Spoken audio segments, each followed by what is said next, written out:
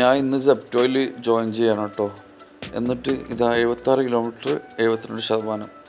എന്നിട്ട് ഓടാൻ തുടങ്ങുകയാണ്. ഇനിയിപ്പോൾ കമ്പനിയിലേക്ക് പോകണം. കമ്പനിയിലേക്ക് ജസ്റ്റ് 1 കിലോമീറ്റർ ഇതാ എത്തി, 75ാമത്തേക്ക് എത്തി. എന്നിട്ട് ഇതാ തുടങ്ങുന്നു.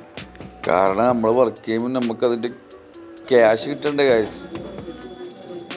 അപ്പോൾ എനിക്ക് ആദ്യത്തെ ഓർഡർ എടുത്തു. ജസ്റ്റ് ഉരുളക്കിഴങ്ങ് ഉള്ളിയോ മാത്രമേ ഉള്ളൂ ഫസ്റ്റ് ഓർഡർ. അത് 1 കിലോമീറ്ററിൻ്റെ അടുത്തേ ഉള്ളൂ കേട്ടോ.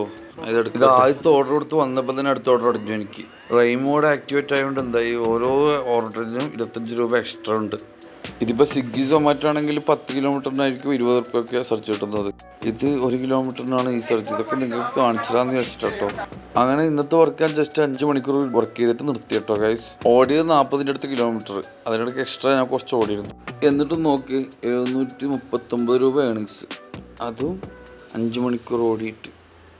സെർച്ച് നോക്കൂ, 150 രൂപ റൈൻ ഇൻസെൻറ്റീവ്, ബാക്കി 276 സെർച്ച്. നോക്കി ഇതിൻ്റെ അപ്പുറം എന്താണ് വേണ്ടത്. ഞാൻ 16 ഓർഡർ എടുത്തിട്ടുള്ളൂ. 70 ഓർഡറുകൾ 80 ഓർഡർ എടുത്ത ആൾക്കാരുണ്ട്. ആലോചിച്ച് നോക്ക്.